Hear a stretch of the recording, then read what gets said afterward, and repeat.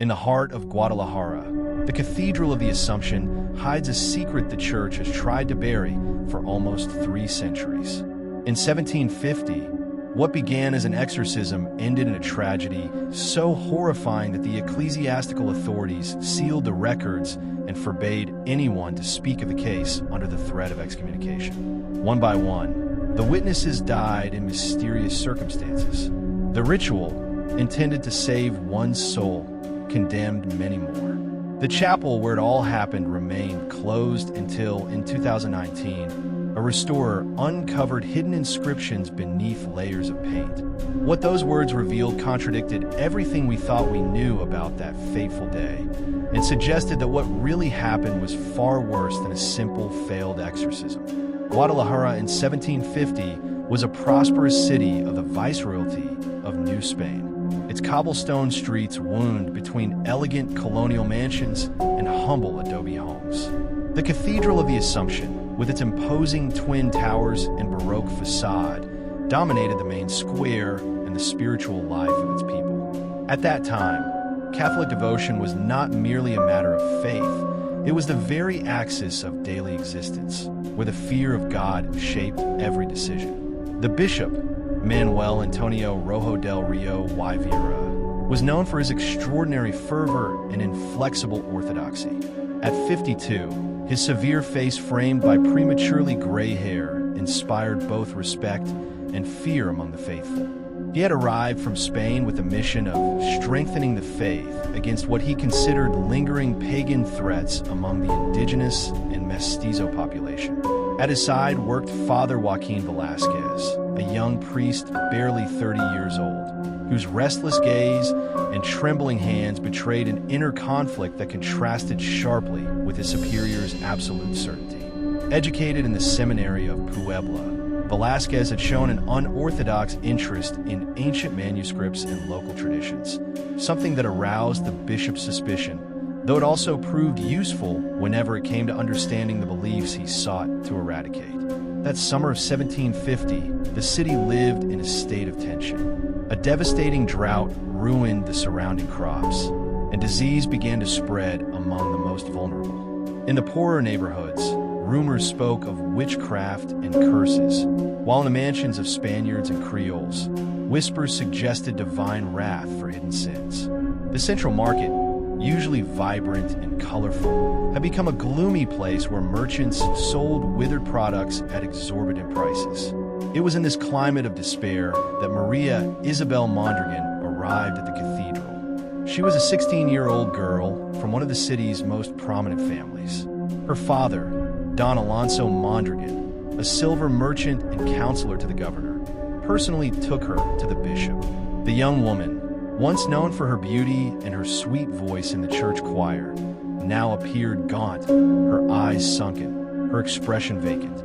According to the rumors that quickly spread through the city, the girl had begun to speak in unknown languages, to blaspheme against God, and to display a supernatural strength that required several men to restrain her. After briefly examining her in the sacristy, Bishop Rojo declared that she was possessed by a demon. He ordered the small chapel of St. Michael, located in the eastern wing of the cathedral, to be prepared for an exorcism. The chapel, with its gray stone walls and narrow windows that barely let the light in, was dedicated to the warrior archangel, considered the ideal protector against demonic forces. What no one knew then was that the chapel had been built over the remains of an ancient pre-Hispanic temple, a detail Father Velasquez had discovered in his research, but chose not to share with his superior.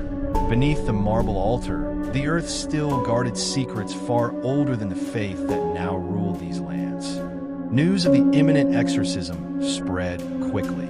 For the people of Guadalajara, trapped between the misery of drought and the fear of the unknown, the case of Maria Isabel became the embodiment of all their anxieties.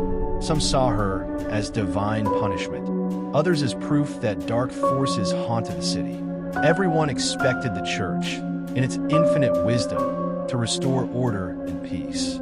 Nobody could imagine that the ritual, meant to save a single soul, would unleash a chain of events the church would try to hide for centuries. events that still challenge our understanding of what really happened in the chapel of St. Michael on that summer night of 1750. August 15th, 1750, the Feast of the Assumption of the Virgin Mary was chosen for the exorcism. The bishop believed that the intercession of the Mother of God would strengthen the ritual against demonic forces.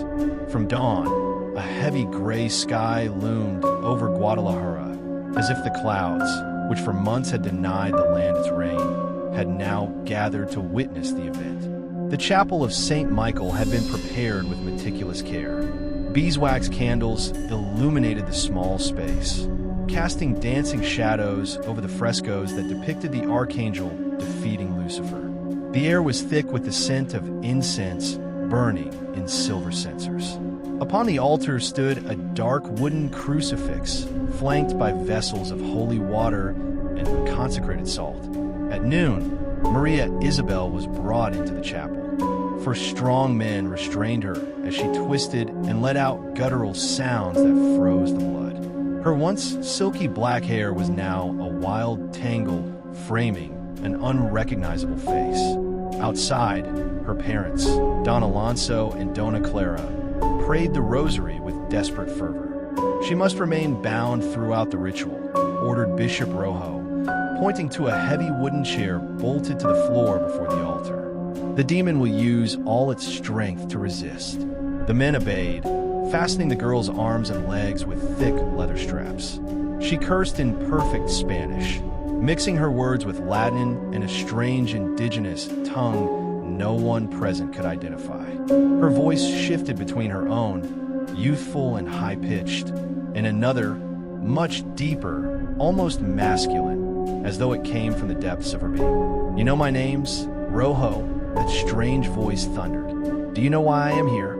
The bishop's face paled for an instant, but he quickly regained composure. "Silence, unclean spirit," he commanded with authority. "I know only one name that matters, that of our Lord Jesus Christ, in whose power I order you to leave this daughter of God." Father Velasquez watched with growing unease. There was something disturbing in the possessed girl's words, as if the demon truly knew some hidden secret about the bishop. He remembered the rumors whispered about the prelate's years in Spain before his arrival in New Spain. Stories of unorthodox practices and forbidden books, tales that had been swiftly silenced. The exorcism began formally when the cathedral bells tolled 3 o'clock, the hour of Christ's death. The bishop, vested in a purple stole, opened a Roman ritual and sprinkled holy water over Maria Isabel. She responded with screams of agony, as if the drops were acid burning her skin.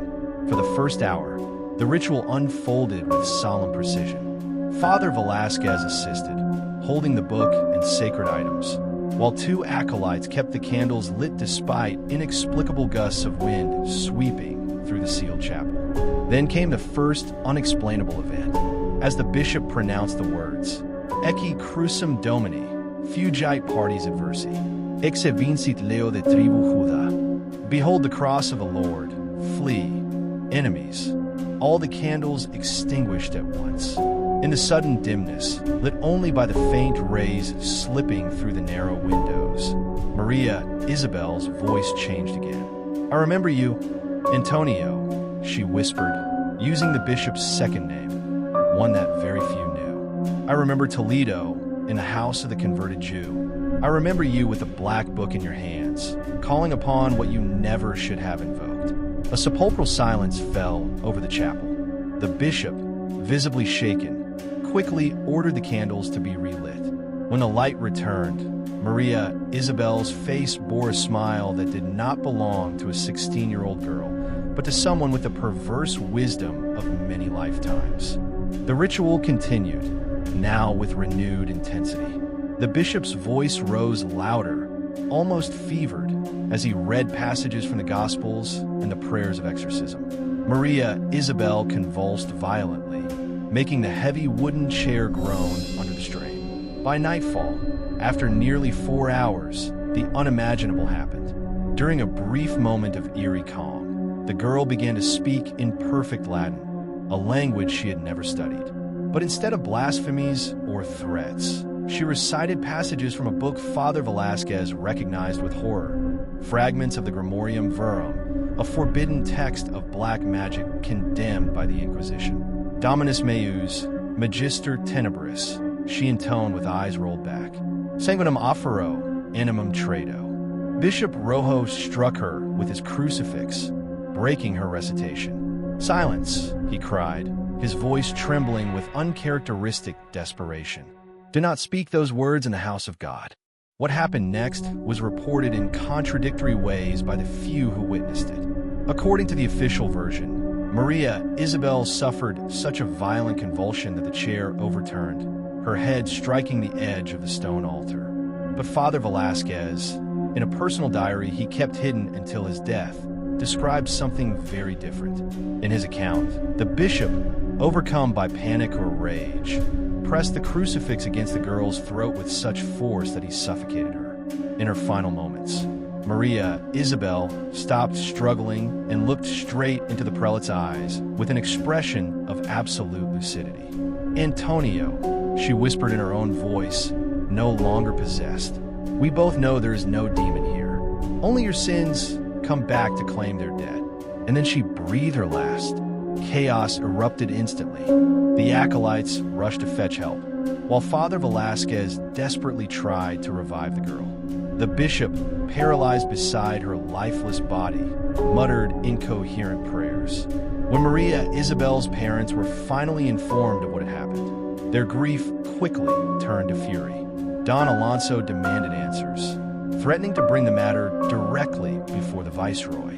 It was then that Bishop Rojo made the decision that would forever alter the cathedral's history. He declared that Maria Isabel had died because the demon, upon being expelled, tore her soul from her body with such violence that it caused her death. According to him, it was a necessary sacrifice, not only for her salvation, but for that of the entire city. To prevent any questioning, he ordered that her body be buried that very night in an unmarked grave within the floor of St. Michael's Chapel. Then he decreed the chapel was to be sealed indefinitely, supposedly to contain any lingering malignant influence.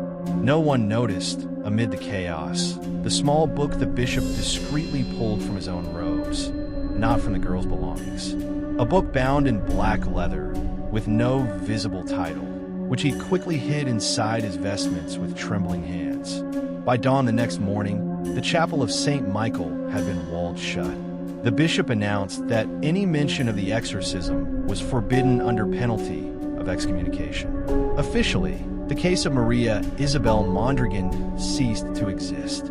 But in a city as small as Guadalajara in 1750, secrets rarely stay buried, and some, as would be discovered centuries later, have a way of clawing their way back into the light.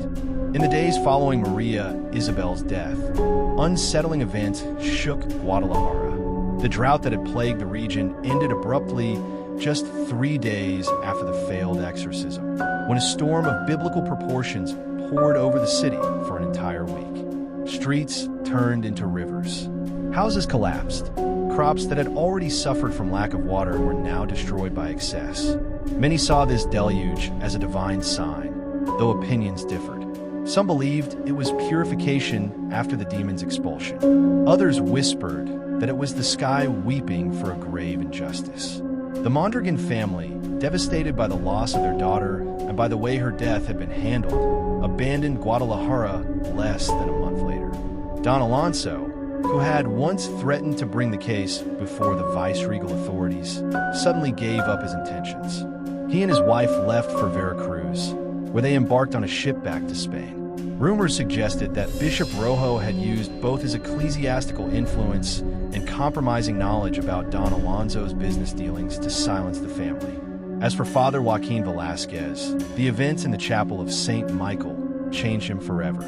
Once known for his intellectual curiosity and energy, the young priest became a somber, reclusive man. He requested a transfer to a small parish on the outskirts of the city, where he lived in isolation, dedicating himself to writing a coded diary he guarded zealously. Those few parishioners who knew him during those years described a tormented man who often muttered prayers in the middle of conversations, as if constantly seeking divine protection. Bishop Manuel Antonio Rojo remained in office for 5 more years, ruling his diocese with an increasingly heavy hand.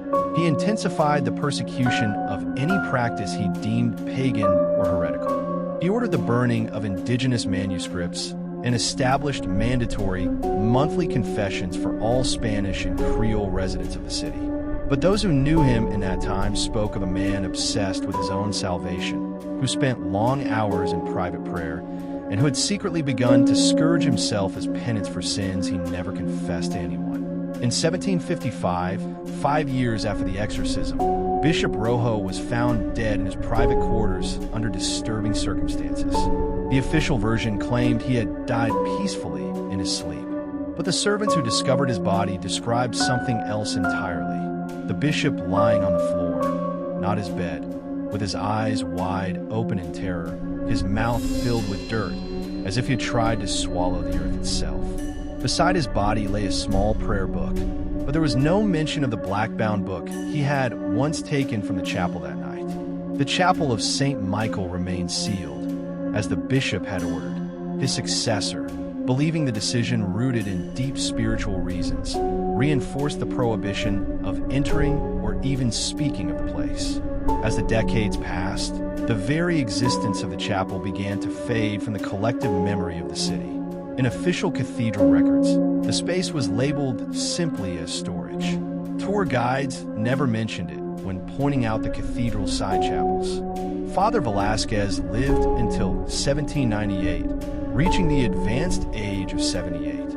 On his deathbed, he entrusted his encrypted diary to a young priest named Francisco Orozco, instructing him to hide it in the seminary library among the Greek volumes no one ever read, in the hope that one day, someone with the right preparation might decipher it and uncover the truth.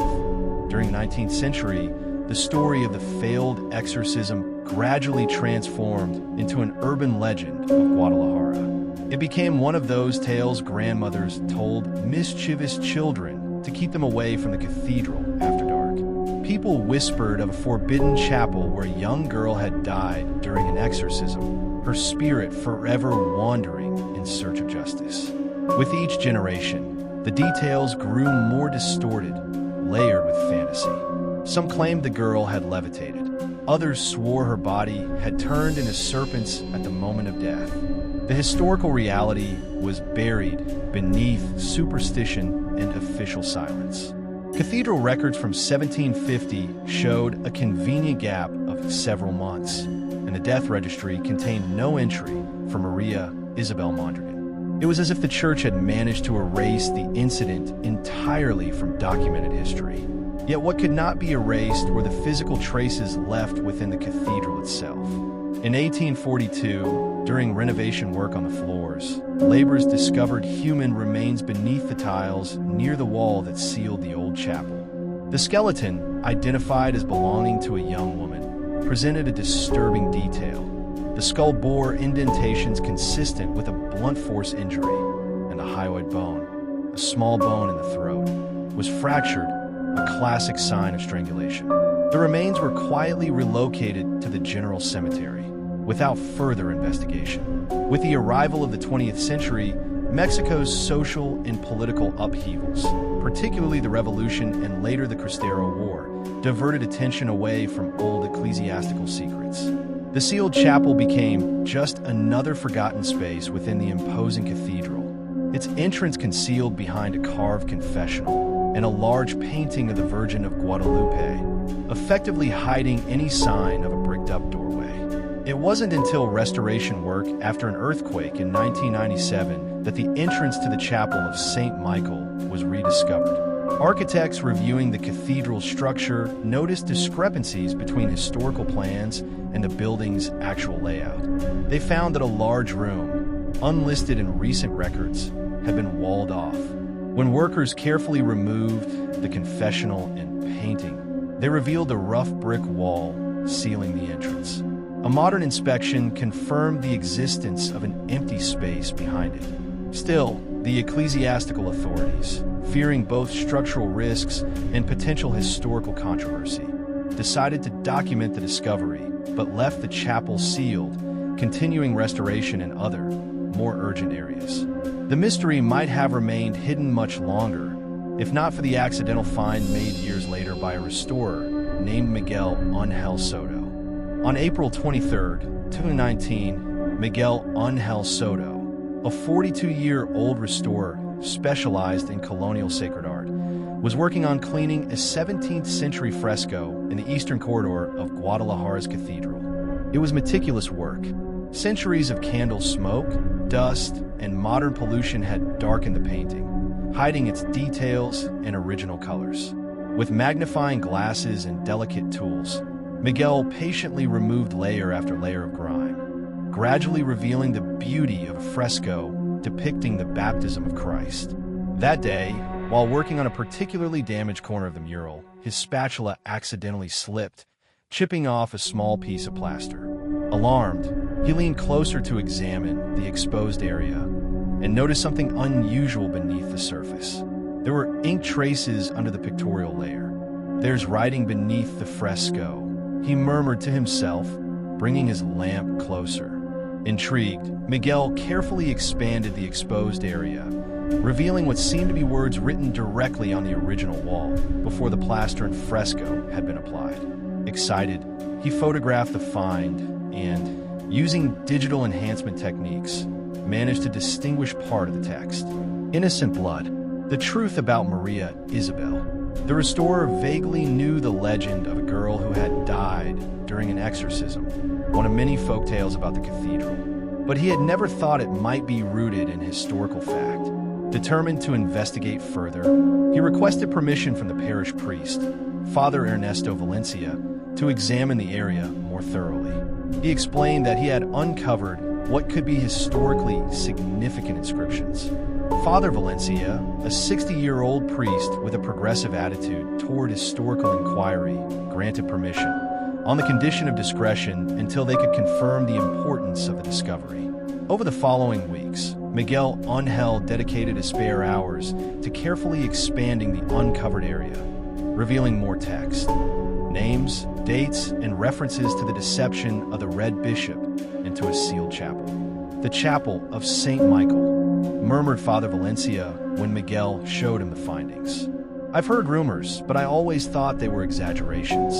After a pause, the priest led the restorer to the far end of the corridor.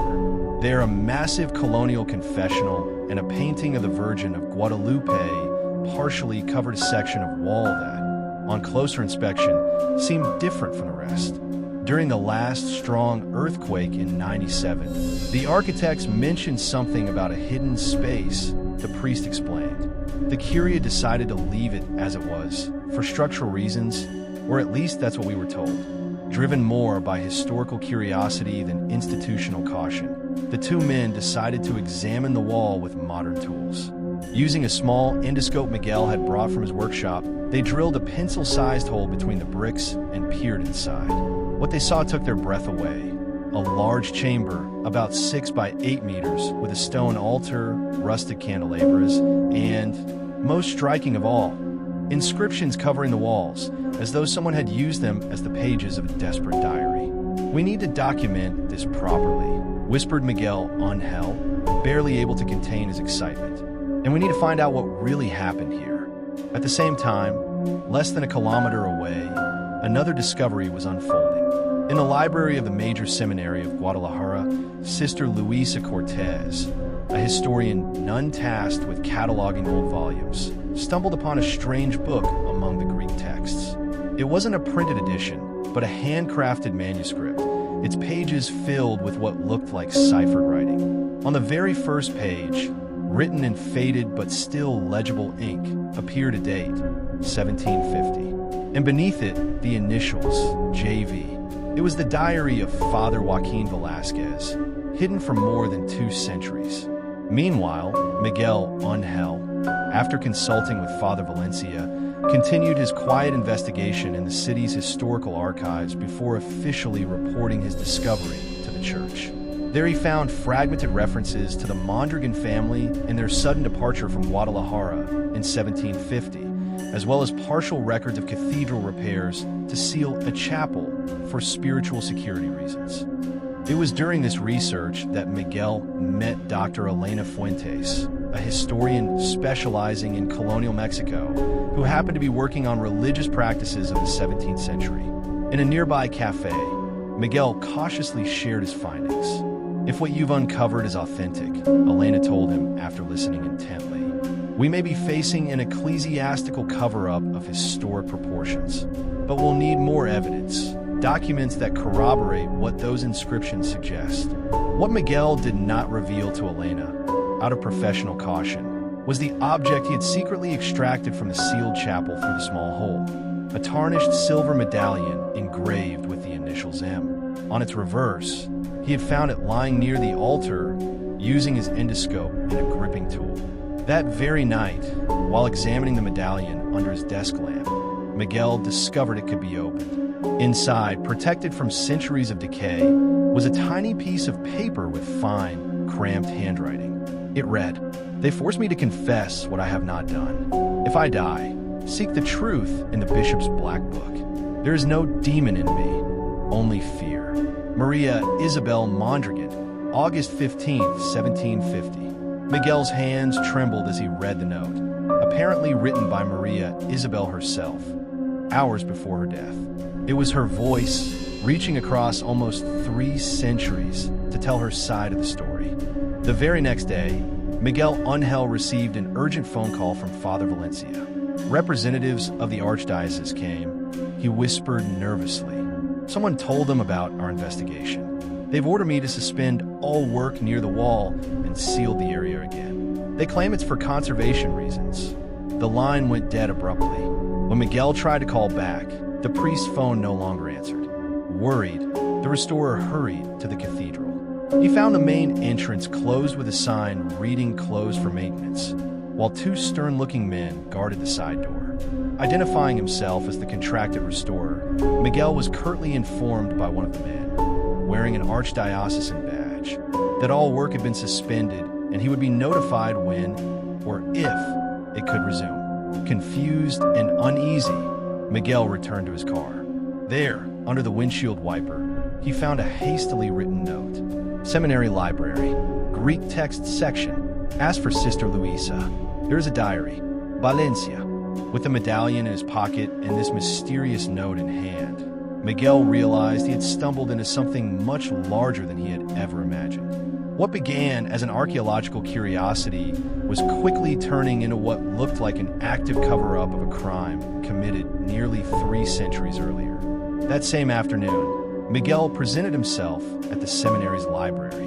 The building, a neoclassical construction from the mid-19th century, housed one of the most important collections of religious texts in Western Mexico. At the reception desk, he asked as casually as possible for Sister Luisa Cortez. "Who shall I say is asking?" the elderly woman at the desk inquired, her glasses dangling from a chain. "From Father Valencia," Miguel replied, hoping the name would suffice.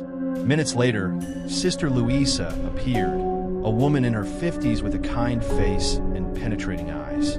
Without a word, she led him through aisles of whitewashed shelves to a small private reading room. Only after closing the door behind them did she speak. "You are the restorer who found the inscriptions in the cathedral," she said in a low but firm voice. When Miguel nodded, she drew from the folds of her habit a bundle wrapped in wax cloth. "I found this 3 days ago while cataloging the Greek section. No one had touched it in decades," she explained as she carefully unwrapped the book. It was old, handwritten, its pages filled with coded script. "It's a diary written in some kind of cipher. I've managed to decipher parts of it. It mentions a young woman named Maria Isabel and an exorcism in 1750. Miguel's heart raced. He pulled the medallion from his pocket and showed it to the nun, recounting his discovery in the sealed chapel. "It mentions a black book?" he asked, remembering Maria Isabel's note. Sister Luisa's expression darkened. "Yes, the diary speaks of the bishop's black book again and again, as the key to the entire mystery. According to what I've deciphered, Father Joaquin Velasquez suspected that Bishop Rojo was practicing some kind of forbidden magic. A chill ran down Miguel's spine. Black magic, a bishop of the 18th century. The line between devotion and superstition was very thin in those times, explained the nun. Some clergymen studied forbidden texts, claiming they wanted to better understand the enemy. But the diary suggests Bishop Rojo had brought knowledge from Spain that the Inquisition was actively hunting. Their conversation was suddenly interrupted by the sound of approaching footsteps. Quickly, Sister Luisa wrapped the diary again. "There are people in the Archdiocese very eager to keep this story buried," she whispered. "This morning, an envoy of the Archbishop himself questioned me about old books I might have recently found. Why would the modern church want to hide something that happened almost 300 years ago? Because some stains never wash away," she answered herself softly, slipping the diary into Miguel's hands. "And because perhaps not everyone involved is dead." Before Miguel could ask what she meant, the door opened. A man in his 60s entered, dressed in black clerical attire with a white collar, a high-ranking church official. "Sister Luisa, what a surprise to find you here," he said with a smile that did not reach his eyes. "The Archbishop requests your presence immediately to discuss matters concerning the library." The nun nodded calmly. "Of course, Monsignor Gutierrez. Mr. Soto and I were just finishing our consultation on colonial texts for his restoration work." With the diary hidden beneath his jacket, Miguel politely excused himself and left the library, feeling the weight of Monsignor Gutierrez's piercing gaze following him. Back in his car, he took a deep breath. In his hands, he held the diary and the medallion, two pieces of a puzzle now beginning to take shape. That night, in the solitude of his modest apartment, Miguel spread the diary across his work table.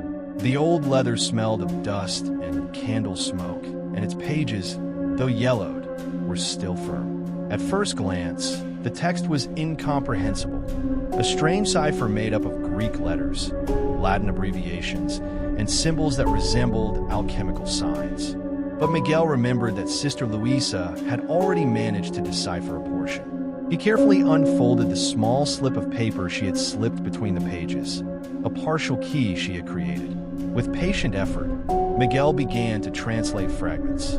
Slowly, a voice emerged from the past, the voice of Father Joaquin Velasquez, written almost 270 years earlier.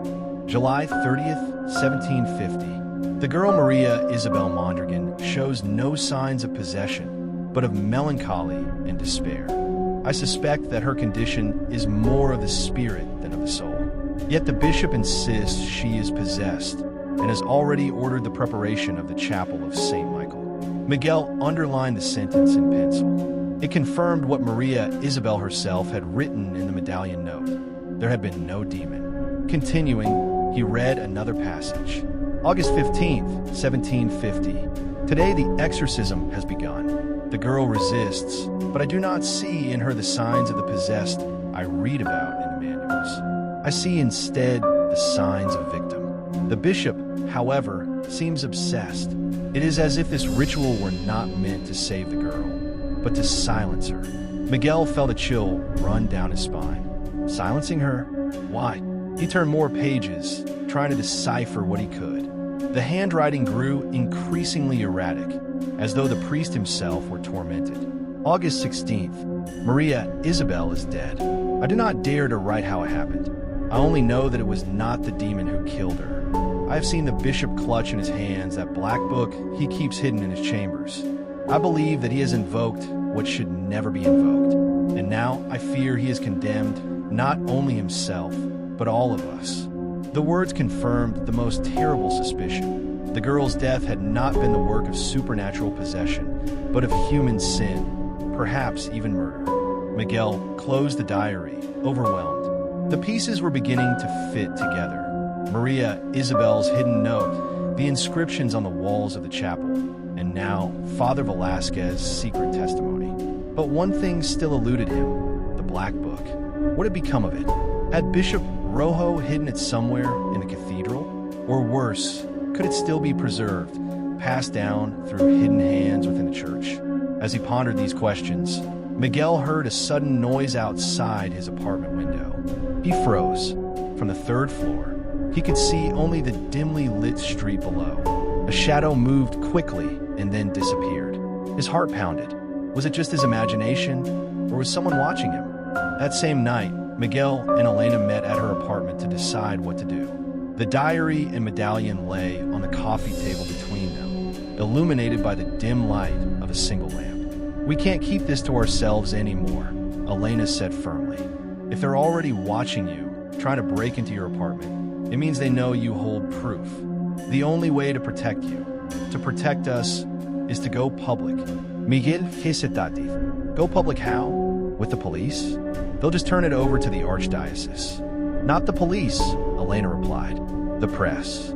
She pulled out her laptop and opened her contacts. As a historian, she had collaborated with several investigative journalists interested in religious and colonial history. One of them, Ana Maria Torres, was known for exposing corruption in local politics. "If anyone can handle this, it's Ana Maria," Elena continued. "She'll know how to present it without it disappearing into silence." Miguel reluctantly agreed. They called Ana Maria and arranged a discreet meeting the next morning in a cafe away from the cathedral. But that night, neither of them found peace. As they prepared the diary and photographs of the inscriptions, strange noises echoed in Elena's apartment. At one point, Miguel swore he heard whispering near the balcony in a language he didn't recognize. Elena, pale but defiant, recited a prayer under her breath. The atmosphere grew heavier, the air thick, until suddenly all the lights in the apartment went out at once. Only the glow of Elena's laptop remained, illuminating the diary's open page. By sheer coincidence, or perhaps not, it displayed one of Velasquez's final entries. "If anyone ever reads these words, know that the evil we faced was not expelled. It was sealed in these walls, in the silence of the church, waiting for someone to disturb its rest." A cold gust rattled the windows, though the night outside was calm. Miguel shut the diary quickly. "This isn't just history anymore," he whispered. "We've woken something." The following morning, at the cafe, Ana Maria listened carefully as they told her everything, showing the diary, the medallion, and the photographs. "This is enormous," she admitted, lowering her voice. "But it's dangerous. If I publish this, the church will come down hard. Not just on me, but on both of you. Are you sure you want that?" Miguel glanced at Elena. She nodded. "We don't want revenge," Elena said. "We want the truth out. For Maria Isabel. For everyone who's been lied to for centuries." Ana Maria agreed to prepare a report with conditions. She would safeguard copies of the documents in case anything happened to them, and she would consult trusted colleagues abroad so the story wouldn't die locally. But even as she spoke, Miguel noticed a figure through the cafe window, a man in black, standing perfectly still across the street, watching them. When Miguel blinked, the man was gone. Journalist Ana Maria Torres wasted no time. That same afternoon, she scanned the diary pages Miguel and Elena had shown her, along with high-resolution images of the inscriptions Miguel had uncovered inside the sealed chapel. She saved everything on encrypted drives and sent duplicates to trusted colleagues abroad. "I won't let this disappear," she told them. "Even if they silence me, the story will live on." Her determination, however, soon attracted unwanted attention. 2 days later, while driving home from her newsroom, Ana Maria noticed she was being followed. A dark sedan kept 3 car lengths behind her, turning whenever she turned. Only when she pulled abruptly into a crowded gas station did the car speed away. The following morning, an envelope was slipped under her apartment door. Inside was a single sheet of paper, printed in large black letters. Some stories are better left untold. No signature, no sender. Ana Maria showed the note to Miguel and Elena that same day. "This means we're on the right track," Elena said, though her voice trembled slightly. Miguel, however, felt a wave of dread. "Or it means we're running out of time. If they're threatening her, they won't hesitate to come after us, too." Despite the danger, Ana Maria continued her work. She reached out to historians, theologians, and forensic experts. One particularly revealing interview came from a retired archivist of the archdiocese, who agreed to speak only under the condition of anonymity. The bishop you're investigating, Manuel Antonio Rojo, was indeed feared, even by his own clergy, the old man confessed. Whispers of his private devotions circulated even in his time. There were rumors he brought a certain book from Spain, a book the Inquisition wanted burned. Some say he never let it out of his sight. The Black Book, Ana Maria muttered, glancing at Miguel and Elena. The archivist nodded grimly. If it still exists, it would be the most damning evidence of all. That evening, when Ana Maria returned to her office, she found her desk in disarray. Papers scattered, drawers forced open. But the only thing missing was her external drive, the one that contained the unedited scans of the diary and inscriptions. Fortunately, she had backups. But the message was clear. Whoever was behind this had both access and intent. She dialed Miguel immediately. They broke into my office. They know I have the evidence. We need to move faster before they erase it all again. On the other end of the line, Miguel swallowed hard. For the first time, he realized that what began as an archaeological curiosity might now cost them their lives. By the end of that tense week, the three of them reached a single conclusion. The only way to end the speculation was to physically enter the sealed chapel of St. Michael. The diary, the medallion, the inscriptions, it's all powerful, Ana Maria explained. But the skeptics will always say they're fabrications. If we can show images of the chapel itself, untouched for centuries, there will be no denying it. Miguel hesitative. Breaking into the cathedral isn't exactly safe. If the archdiocese catches us, we'll be finished. Elena leaned forward. They've already tried to silence us. Do you really think they'll stop now? This is our chance to prove Maria Isabel's story once and for all. At midnight on a Saturday, when the cathedral was closed and the plaza nearly deserted, the three of them met at the eastern corridor. Miguel carried a small toolkit and a battery-powered lamp. Elena had brought a camera, while Ana Maria had a recorder ready to document everything. They moved the old confessional with effort, revealing the crude brick wall that hid the chapel's entrance. Miguel set to work with chisel and hammer, carefully loosening the centuries-old mortar. The sound of stone cracking echoed ominously through the empty cathedral. After nearly an hour, they managed to open a hole large enough to slip through. One by one, they crawled inside. What greeted them was a chamber frozen in time. Dust covered every surface. Rusted candelabras still held the stubs of candles burned in 1750. The stone altar loomed in the center, and around it, the walls were covered with writing, desperate words carved and scratched into the plaster. Elena raised her lamp, illuminating the inscriptions. Many were Latin prayers, others fragmented Spanish sentences. She died innocent. The bishop has lied. May God forgive us. And, most chilling of all, repeated several times in different hands. The Black Book is still here. Ana Maria's recorder captured every word, every gasp as they explored. Near the altar, Miguel noticed something half buried in the dust. A wooden box, small and rotted by time, its metal latch eaten away by rust. His hands trembled as he opened it. Inside lay a leather-bound volume, its cover cracked but intact. The skin was black, smooth despite the centuries, and it emanated a faint, almost oily smell. The bishop's book. None of them spoke for a long moment.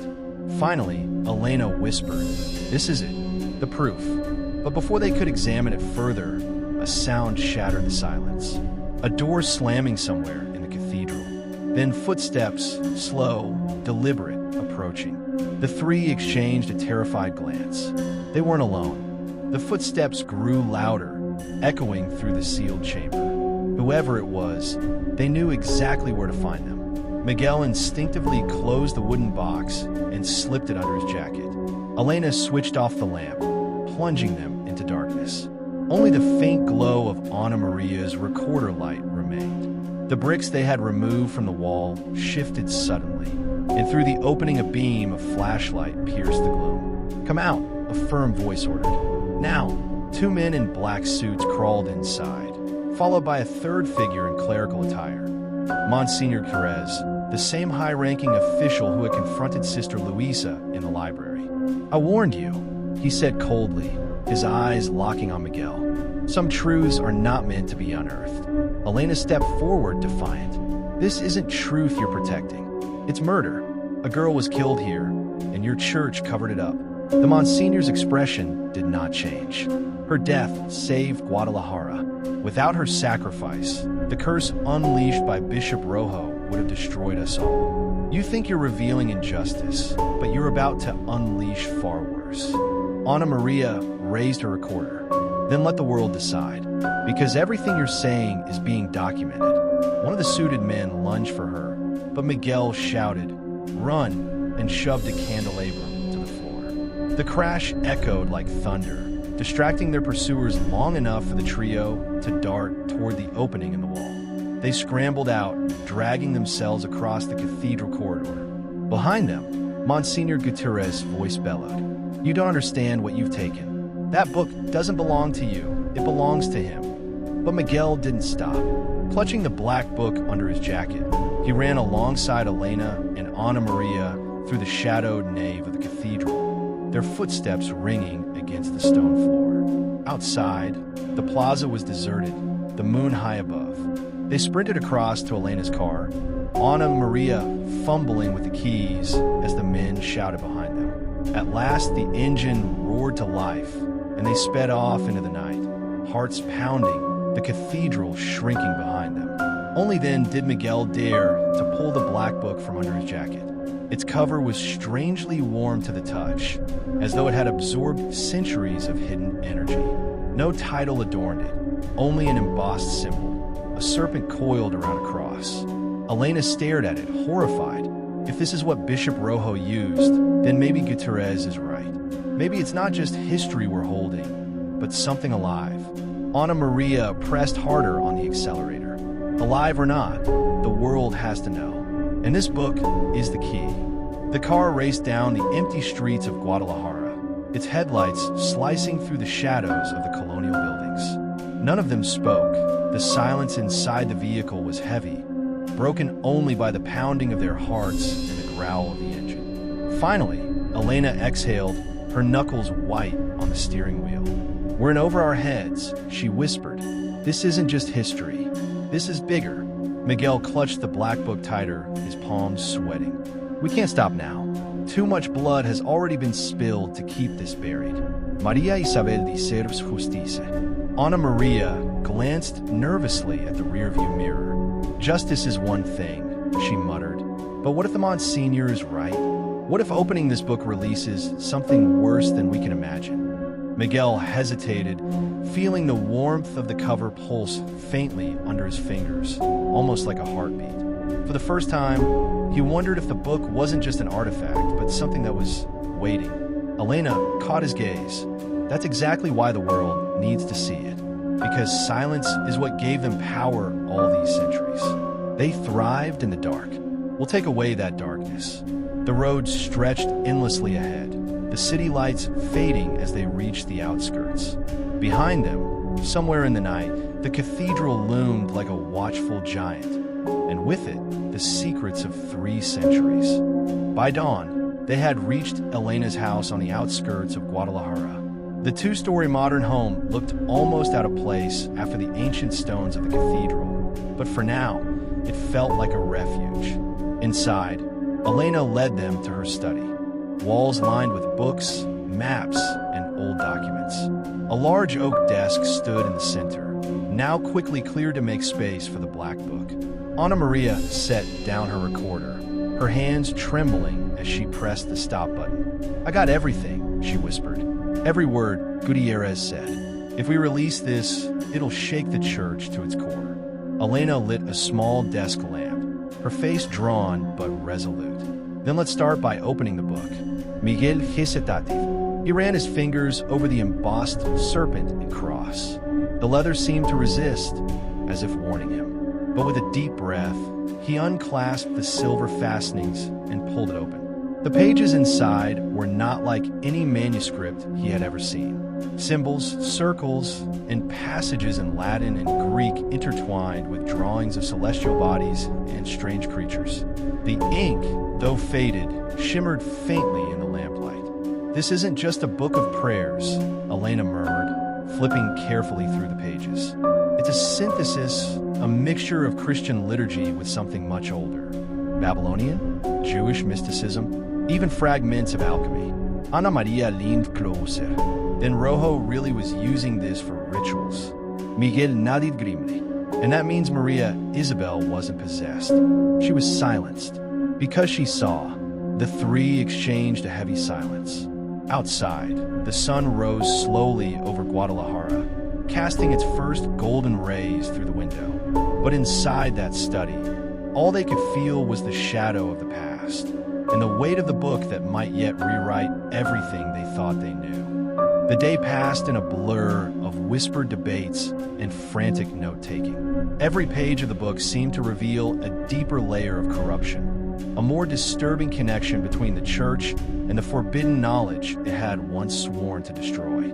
Elena moved back and forth across her study, cross-referencing passages with the documents scattered on the desk. "Look at this," she said, pointing to a symbol drawn in black ink, a circle divided by a serpent biting its own tail. This appears not just in Rojo's grimoires, but also in records of esoteric groups in Spain during the 17th century. The same circle across continents and centuries. Ana Maria, her recorder now set to playback, listened to Gutierrez's chilling words again. "That book doesn't belong to you. It belongs to him." She shivered. Who is him? Not Rojo. He made it sound like something older, someone they're still serving. Miguel looked up from a book, his face pale. What if him doesn't mean a man at all? What if it means the entity this circle has worshipped since the beginning? The room grew cold at his words, though the air outside was warm. Elena closed the book gently, as though shutting a door. If that's true, then we're not just historians exposing a scandal. We are interrupting a ritual that's been alive for centuries. Suddenly, Ana Maria's phone buzzed. A text message from an unknown number. "Do not trust Valencia. Meet me at the Plaza Mayor at midnight if you want the truth." Her hand shook as she showed the screen to the others. Elena frowned. It could be a trap. Miguel clenched his jaw. Or it could be the only lead we get before Gutierrez silences us all. For a long moment, no one spoke. The decision weighed heavily in the room. Finally, Elena nodded slowly. "Midnight then, but we don't go unprepared." The three of them turned their eyes toward the black book. For centuries, it had been a weapon in the wrong hands. Tonight, they would see if it could become their shield. Night fell heavy over Guadalajara. The city's colonial heart bathed in the glow of street lamps and the restless hum of passing cars. Yet in the Plaza Mayor, the world seemed unnaturally still. Elena, Miguel, and Ana Maria stood by the stone fountain at the center, the cathedral's shadow looming over them like a silent witness. Midnight approached, and with it, the promise or the threat of answers. Ana Maria checked her recorder nervously. What if no one comes? Elena's eyes scan the plaza. Then we leave. But if someone does, we listen first, act second. Miguel's grip tightened around the book, hidden beneath his jacket. Its warmth had not faded since he first touched it. If anything, it seemed to pull stronger here, so close to the cathedral. The bell struck 12. From the far side of the plaza, a figure emerged. Hooded, walking with deliberate steps, their silhouette sharp under the moonlight. The figure stopped a few feet away, lowering the hood. It was Sister Luisa. Ana Maria gasped. "You!" The nun's face was pale, her eyes shadowed with exhaustion. "I had no choice but to reach you this way," she whispered. "Valencia, he's not who you think he is." Elena's brows furrowed. "What do you mean? He risked everything to help us." Sister Luisa shook her head. "He's been playing both sides. The circle knew you would find the book. He was meant to guide it back to them." Miguel felt the air leave his lungs. "No, that can't be." But before the weight of her words could settle, a sudden sound tore through the plaza, the roar of an engine. followed by the sharp glare of headlights. A van screeched to a halt, doors slamming open. Men in black surged out, surrounding them in seconds. Sister Luisa shouted, "Run!" But Miguel, Elena, and Ana Maria found themselves cornered, the serpent and cross symbol glaring at them from armbands worn by the intruders. And in that instant, Miguel realized they hadn't come for him. They had come for the book. The men closed in fast, their boots pounding against the cobblestones of the plaza. Miguel pressed the book tighter against his chest, heart racing. "Give it to us," one of them barked, his voice cold and certain. "It doesn't belong to you." Elena stepped in front of Miguel, her voice sharp with defiance. "It doesn't belong to you either. Too many lives have been lost to keep this thing in the shadows." The man raised a gloved hand, signaling to the others. "You don't understand. Without the circle, Guadalajara would have fallen long ago. That book is not a curse, it's protection." Ana Maria snapped back, her recorder flashing red as it captured every word. "Protection? You call the murder of a 16-year-old girl protection?" For a flicker of a moment, doubt crossed the man's face. But then his expression hardened, and he lunged forward. Miguel reacted without thinking. He pulled the book free from his jacket and raised it high. To his shock, the men halted instantly. Their eyes widened, not in fear of Miguel, but of the book itself. The air seemed to thicken. The embossed serpent and cross glimmered faintly under the moonlight, and a low hum filled the plaza, as if the book itself had awakened. Sister Luisa whispered, "Don't open it." Her voice trembled, caught between warning and awe. But Miguel's hands shook with temptation. For the first time, he felt the pull, not just to guard the book, but to use it. Elena's hand touched his arm, grounding him. "Miguel, look at me. You're not Rojo. You're not them. Don't let it control you." The moment stretched unbearably.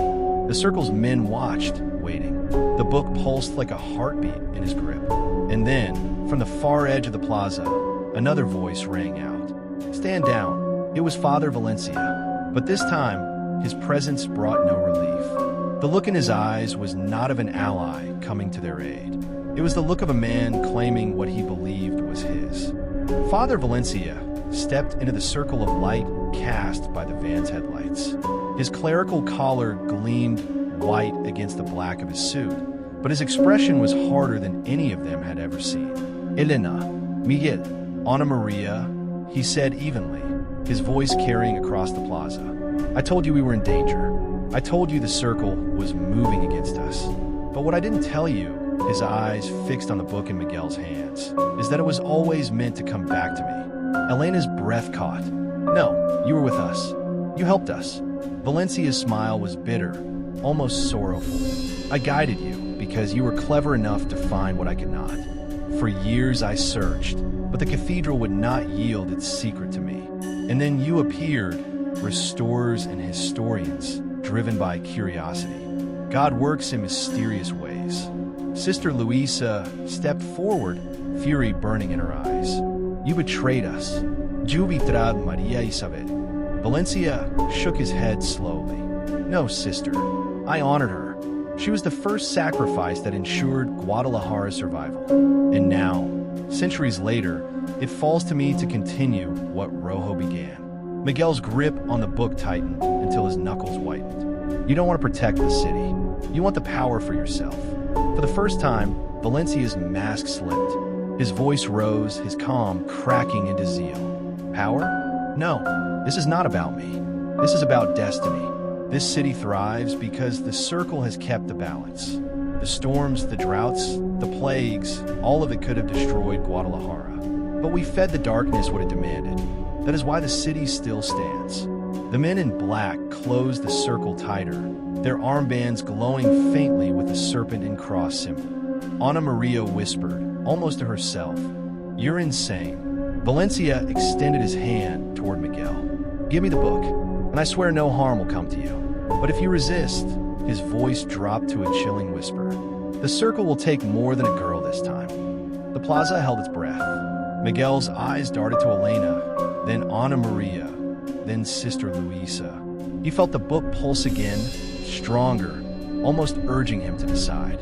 For the first time since this nightmare began, Miguel realized the truth. It wasn't just the circle that wanted the book itself wanted them. The silence in the plaza was suffocating. The book throbbed in Miguel's hands, its faint hum almost like a whisper threading through his thoughts. "Open me. Use me." Valencia's hand remained outstretched, his eyes gleaming with fanatic devotion. Behind him, the circle's men stood like shadows, waiting for the command to strike. Elena broke the silence. "Miguel, don't listen to it. That book killed Maria Isabel. It corrupted Rojo. If you open it, you'll finish what they started." Ana Maria raised her recorder, her voice steady though her hands trembled. "The world is watching, Valencia. Even if you silence us, your words are already captured. People will know." Valencia laughed, a low, bitter sound. "You think recordings matter? Do you think the church, the government, the circle will ever let your words spread? The only truth that survives is the one written in blood." At that moment, Sister Luisa stepped forward, clutching her rosary so tightly it cut into her palm. "Then let be my blood," she said firmly. "Take me, if sacrifice is what you crave. But these young ones will not carry your burden." Valencia's smile twisted. A noble offer, but unnecessary. The circle has already chosen. His eyes flicked toward Ana Maria. In an instant, the men surged forward. Ana Maria screamed as two of them grabbed her by the arms. Elena lunged, pulling at one of the attackers, while Sister Luisa swung her rosary like a weapon. Chaos erupted in the plaza, shouts, the clash of bodies, the recorder falling to the ground with a crack. Through it all, Miguel clutched the book. He could feel it vibrating with intensity, as if it fed on the violence. His vision blurred, and for a terrifying moment, he saw symbols from its pages glowing in the air around him. "Use me." The whisper grew louder, almost audible now. "Save them." Miguel's breath hitched. He knew that opening it might unleash something they couldn't control, but doing nothing would mean losing Ana Maria. With trembling hands, he began to open the book, and in that heartbeat, the entire plaza seemed to hold its breath. The book cracked open, its pages breathing out a gust of air that reeked of dust, incense, and something older, something primal. Symbols inked in black shimmered faintly, as if alive under the moonlight. The circle's men froze mid-struggle, their eyes locked on Miguel. Even Valencia staggered back a step, awe and hunger battling across his face. "Miguel, stop!" Elena cried, wrestling one of the attackers off Ana Maria. "You don't know what it will do." But Miguel could no longer hear her clearly.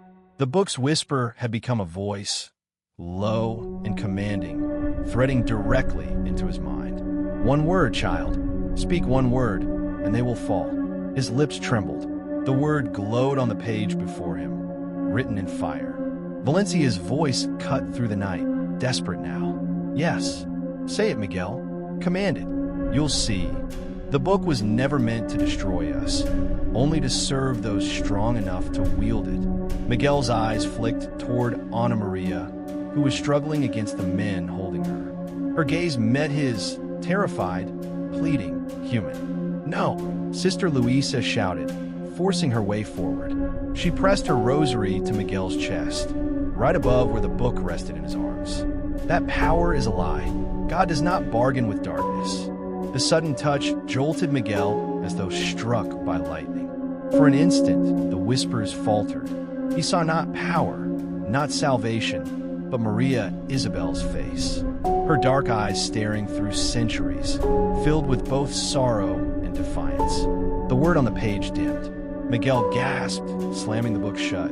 The plaza echoed with the sound, like a door closing deep underground. The circle's men staggered as though struck. One released Ana Maria, clutching his head. Another fell to his knees.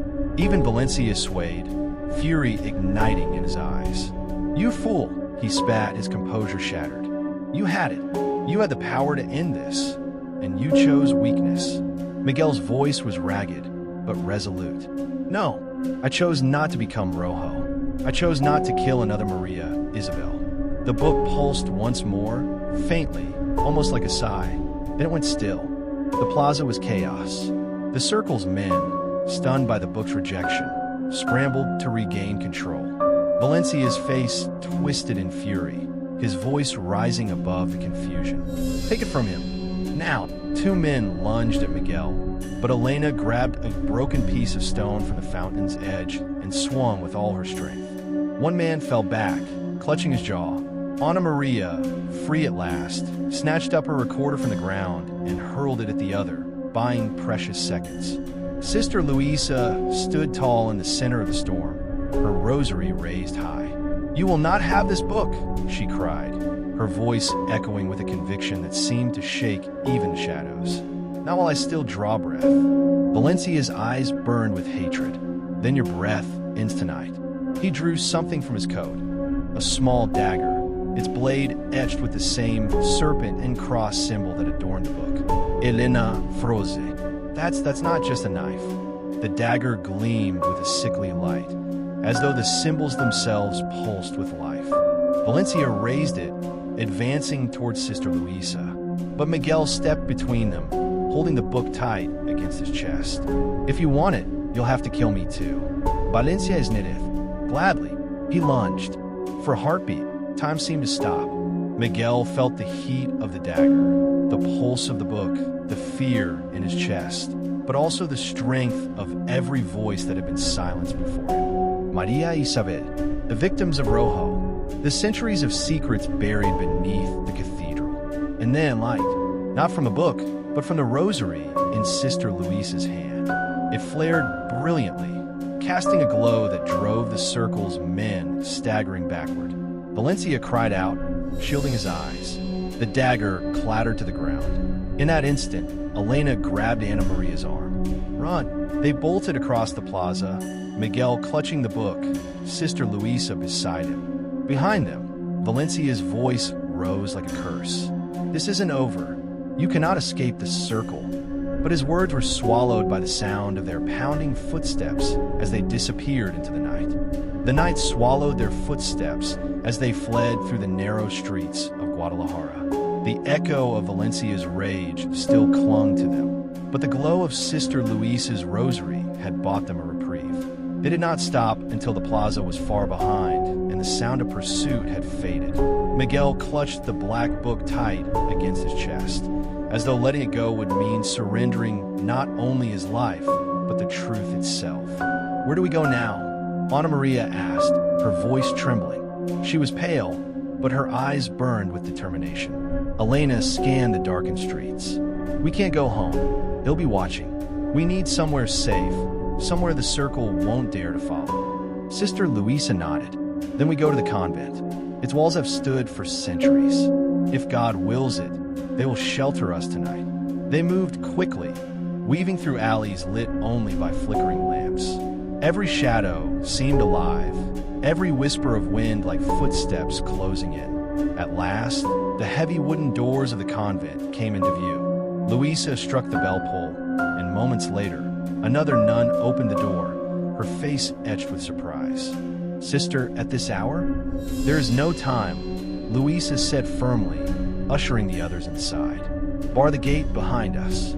Once within the convent's stone walls, the air seemed calmer, though the tension did not leave their faces. They gathered in the refectory, where a single candle cast long shadows across the wooden table. Miguel placed the book down. Its cover seemed darker here, the serpent and cross emblem glinting faintly in the candlelight. Elena leaned closer, her fingers brushing against the edge. This is what they've been killing to protect. But why does it reject them, and not you?" she asked, turning to Miguel. He shook his head. "I don't know. When I touched it, it felt like it was judging me, like it was searching my soul. Or choosing you," Luisa whispered. The words hung heavy in the air. Ana Maria, ever the skeptic, crossed her arms. "So what now? We have the book, but the circle won't stop. Valencia won't stop.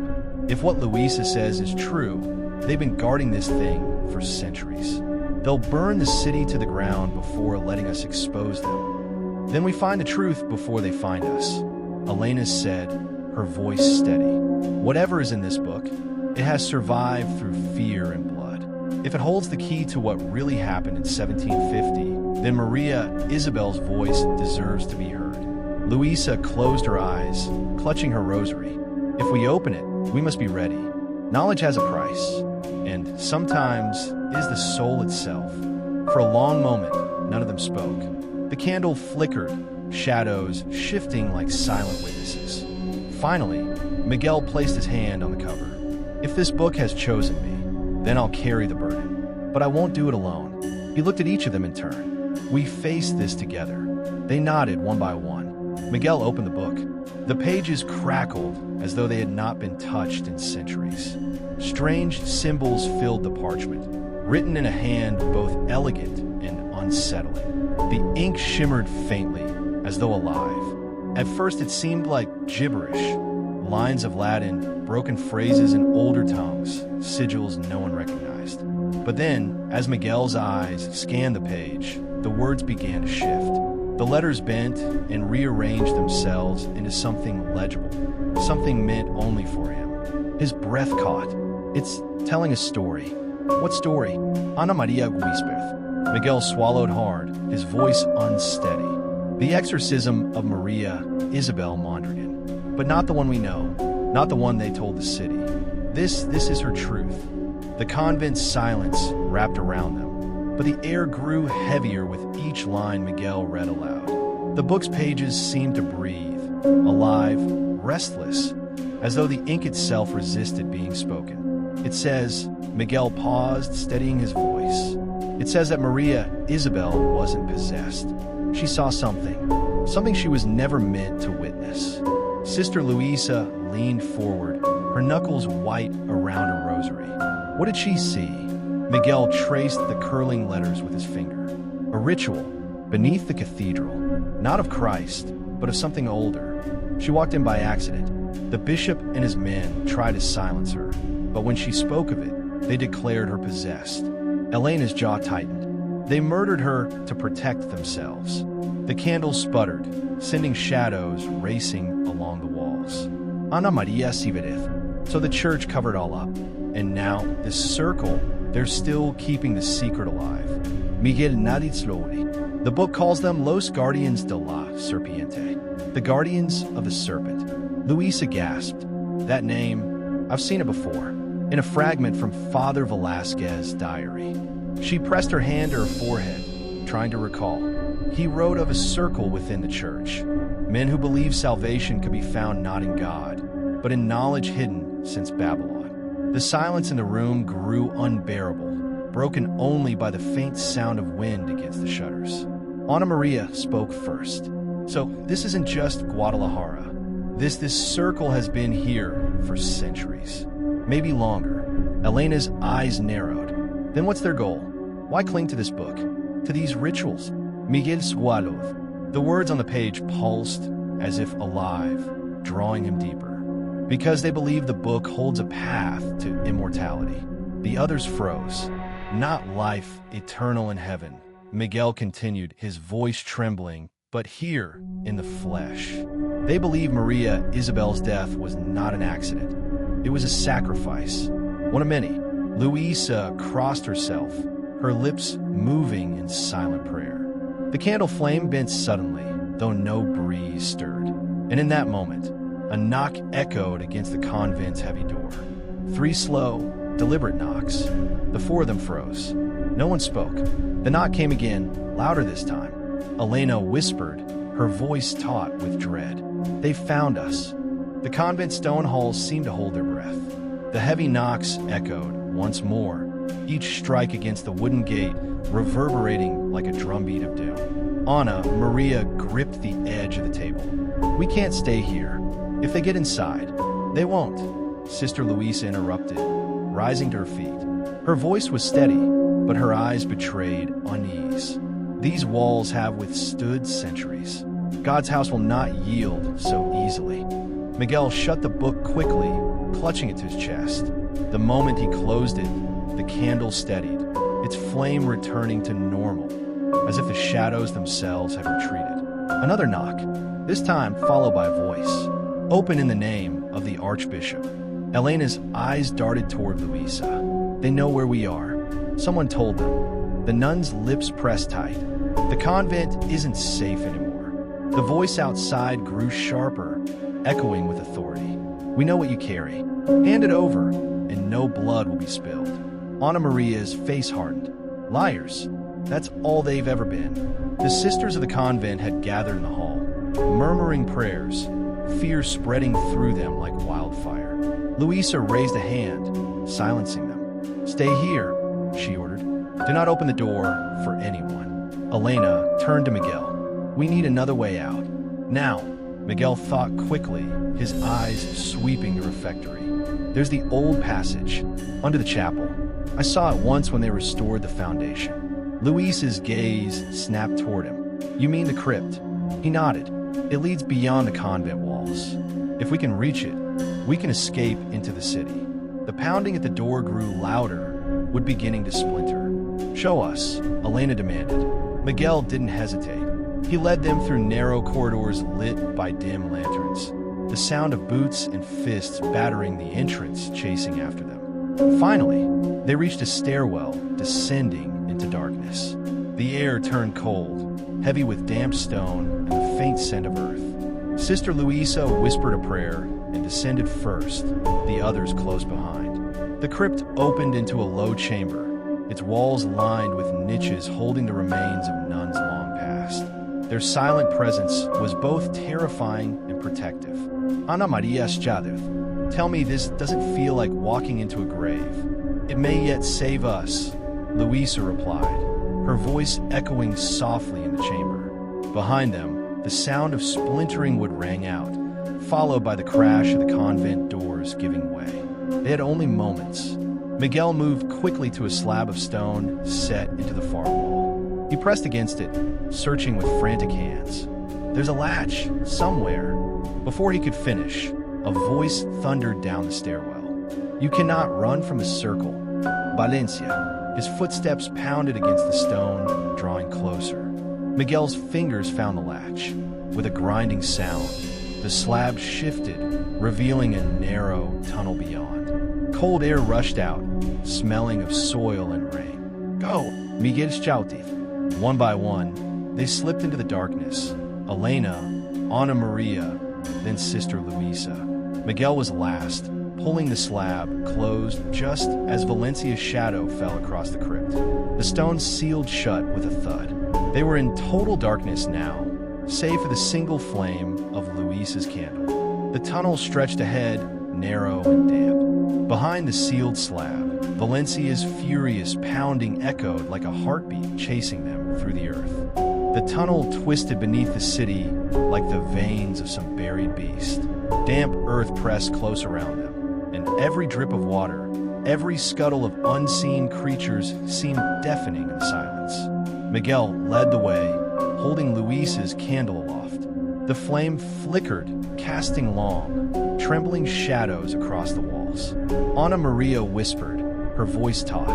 Where does this even lead? To the old aqueduct, Miguel answered. If we keep straight, we'll emerge near the river. Elena glanced back over her shoulder. Unless they know these tunnels too. They shouldn't, Luisa murmured. Not all secrets of the church were theirs to claim. But even as she spoke, a sound rose behind them. The faint but unmistakable echo of voices. They're following, Elena hissed. The group quickened their pace, the tunnel sloping downward. The air grew colder, the walls slick with moisture. Miguel tried to ignore the pounding of his heart. The weight of the book pressed tight against his chest. Then the candles sputtered violently and went out. Darkness swallowed them whole. Ana Maria gasped. Miguel, I've got it. He fumbled with trembling hands, striking flint against steel. Sparks danced, then the flame caught again. The candle's glow returned, but the light revealed something new. Symbols. The walls around them were carved with the same serpent and cross sigils etched on the dagger, the same markings on the book. They ran the length of the tunnel, endless, as though the passage itself had been part of some ritual. Elena ran her fingers over one. These carvings, they're centuries old. This tunnel wasn't just for escape. It was part of their rites. Luisa's face paled. The circle has always been here, even in stone. Behind them, the echoes of pursuit grew louder. Shouts, footsteps, the scrape of steel on stone. They're close, Ana Maria warned. Miguel's mind raced. The tunnel forked ahead, two dark passages yawning open like the jaws of beast. He stopped, candle trembling in his grip. Which way? Elena demanded. He turned to the book in his arms.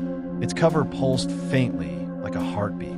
Slowly, it creaked open by itself, pages fluttering until they stilled on a single symbol.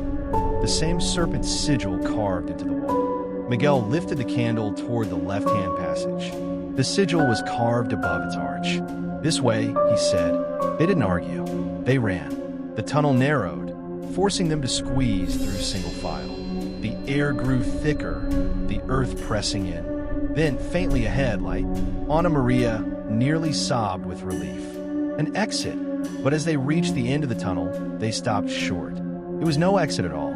Instead, the passage opened into a vast underground chamber. Stone pillars rose like skeletal ribs, and in the center stood an altar, weathered, ancient, its surface stained dark. Around it, half-faded inscriptions spiraled across the floor in patterns that seemed to move when the candlelight touched them. Elena's breath caught. This is older than the cathedral, older than the city itself. Luisa whispered, her voice breaking. A temple. Behind them, the echoes of pursuit grew nearer. And in that buried temple, the black book in Miguel's arms pulsed once more. This time with a light that was not of the candle, but of something deep and alive. The chamber's air was thick, heavy with the scent of dust and old blood. The walls, slick with age, seemed to hum faintly, as if the stone itself remembered every whisper, every cry uttered here. Miguel stepped forward, the book clutched his chest. The pulse beneath its cover matched the rhythm of his heartbeat, quick and unsteady. Elena's eyes swept the altar. This isn't Christian. This is far older. Look at the carvings. They're not Spanish, not even pre-Hispanic I recognize. This is something else entirely. Luisa crossed herself, though her hand trembled.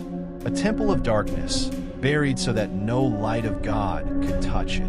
Ana Maria edged closer to the altar, her face pale. Then why build the cathedral above this place? Elena's voice lowered. To hide it. To claim its power without admitting its existence. The circle didn't build on sacred ground by accident. They chose it. The chambers seemed to tighten around them as footsteps echoed from the tunnel. Valencia's voice rang out, mocking, triumphant. You've led us straight to the heart of it. How fitting. Shadows spilled into the chamber as Valencia and his men appeared, torches flaring. The serpent cross insignia gleamed on their rings, their daggers, their eyes. Valencia's smile was sharp as a blade. For centuries, the circle has kept this place hidden. And now you open it for us again.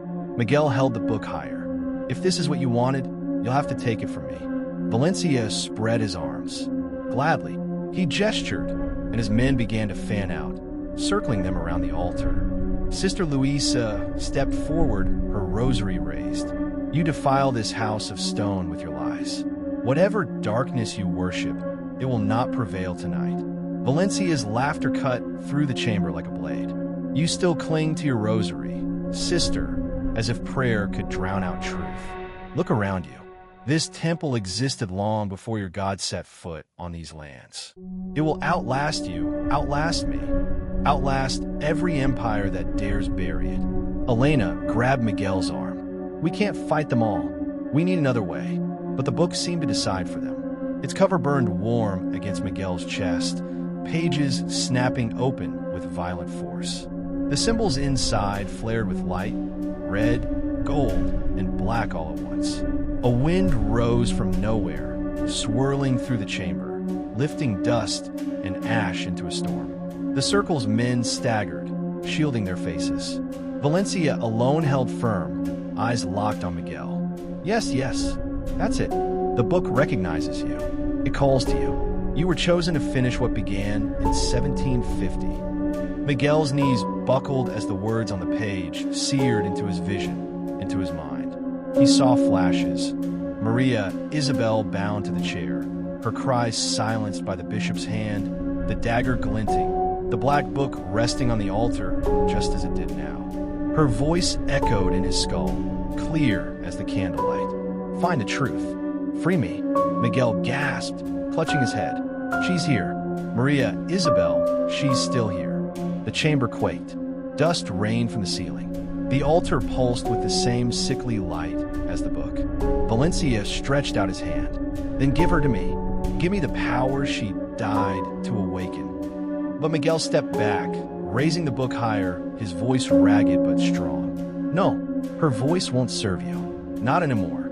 The ground trembled beneath their feet, cracks spreading across the chamber floor as if the earth itself rebelled against the circle's presence. Miguel clutched the book tighter, its glow spilling across his face. Maria Isabel's voice whispered through him. Not words, but a cry that resonated in his chest, fierce and unbroken. Valencia's eyes widened, wild with obsession. "Do you hear it? Do you feel it? That's not her pleading, boy. It's the power she carried, the sacrifice that sealed this place." Sister Luisa stepped forward, her rosary lifted high. "No, that is not power. That is her soul, still bound by your lies. And tonight she will be freed." Valencia snarled and lunged toward Miguel, dagger in hand, its serpent and cross blade gleaming in the storm of dust and light. Ana Maria shouted, grabbing a loose stone from the ground and hurling it. It struck one of Valencia's men in the head, dropping him instantly. Elena seized another torch from the circle's grasp and swung it wide, forcing the others back. Miguel staggered to the altar, the book pulling him forward as if guided by invisible hands. The symbols carved into the stone flared to life beneath him, veins of fire racing outward. He slammed the book down onto the altar. A scream tore through the chamber, not human, but something deeper, older. The torches guttered and died, leaving only the searing glow of the book and the rosary's steady light. Valencia stumbled but pushed forward, his dagger raised. "It belongs to us. To me." Miguel pressed his palm to the open page. The words burned into his skin, but he did not flinch. "Maria Isabel, be free." The glow erupted, a wave of light bursting from the altar. The circle's men were thrown back against the walls, their cries drowned by the roar of power breaking loose. Valencia shielded his eyes, screaming, "No, you cannot take her from me." He lunged blindly, and the rosary struck him. Sister Luisa hurled it like a chain of light. It wrapped around his wrist, the dagger dropping from his hand as if burned. He screamed, thrashing, but the light only tightened, binding him to the ground. The voice of Maria Isabel filled the chamber. This time, words, clear, strong, and defiant. "I was never yours to claim." A figure appeared within the blaze, the faint outline of a young girl with dark eyes and a serene face. For a moment, she looked directly at Miguel, and he felt not fear, but peace. Then she turned her gaze on Valencia. The light surged, engulfing him. His scream was the last sound before silence fell. When the glow faded, Valencia was gone. Only scorched stone remained where he had stood. The book lay silent on the altar, its glow extinguished. Luisa retrieved her rosary, now warm in her hands. "She's free," she whispered, tears streaming down her face. Miguel looked at the book, its pages blackened, lifeless. He exhaled, his voice trembling. And so is the truth. The chamber was quiet at last. Dust hung in the air like incense, and the ancient altar stood still, its glow extinguished. For the first time in centuries, the silence felt pure, untainted by whispers of fear. Miguel slumped against the stone, his hands trembling. The black book rested on the altar, its pages scorched, symbols faded. Whatever power it once held had been burned away with Valencia's madness. Elena knelt beside him. "You did it. She's free." He nodded weakly. "Not me. Maria Isabel freed herself. I only listened." Sister Luisa held her rosary close, its beads warm as if touched by divine fire. Her voice was steady, though her cheeks were wet with tears. Her soul will no longer wander in torment.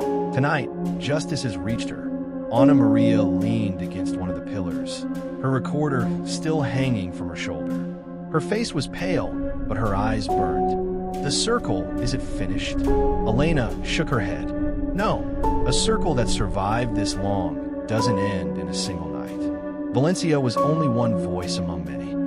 She placed a hand on the altar, but now we know the truth, and that truth will destroy them. They made their way out of the buried temple, following the winding tunnels until, at last, the damp air gave way to the fresh scent of night. They emerged near the river, the city of Guadalajara stretching out before them, its cathedral towers piercing the sky like silent witnesses. The bells tolled midnight. Miguel looked back only once.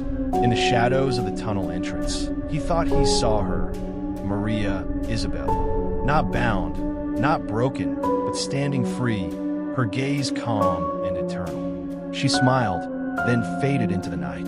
He whispered a promise into the darkness. Your story will be told.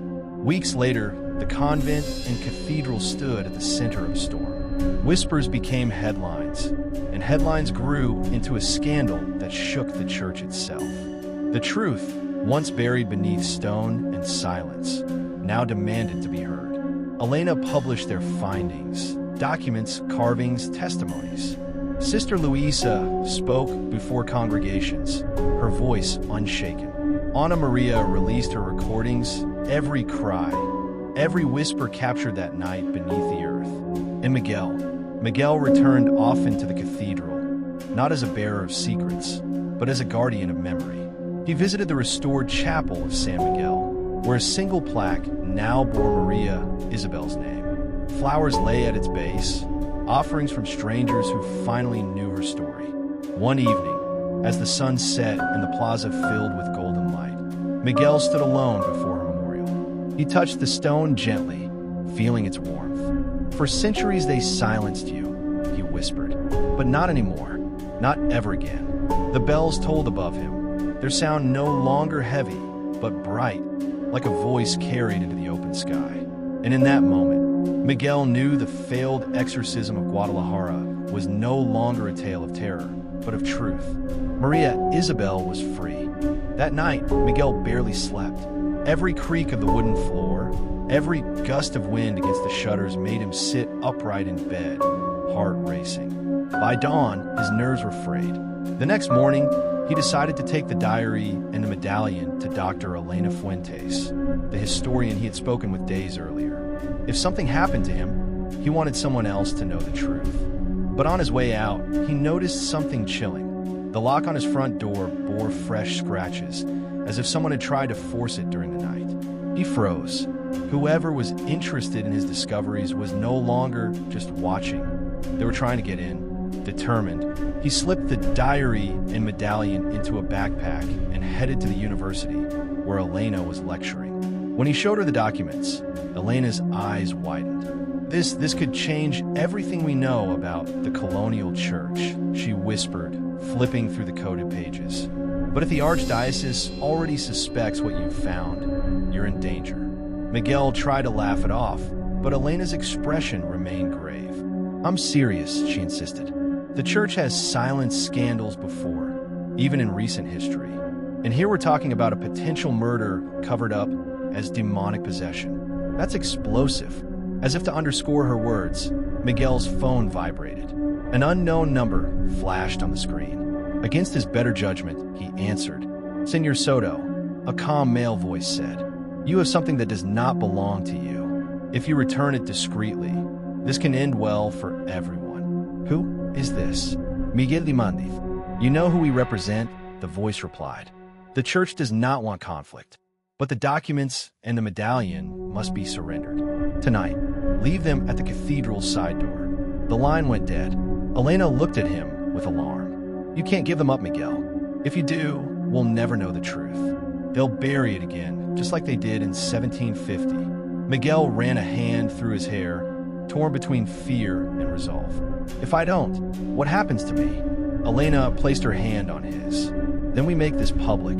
That way, they can't touch us. But as the words left her mouth, the lights in her office flickered, and a loud bang echoed in the hallway outside, as if a heavy door had slammed shut on its own. They looked at each other, both pale. For a moment, it seemed as though the building itself were breathing. And then Miguel remembered Father Velasquez's words from a diary. "I believe he has invoked what should never be invoked, and now I fear he has condemned not only himself, but all of us."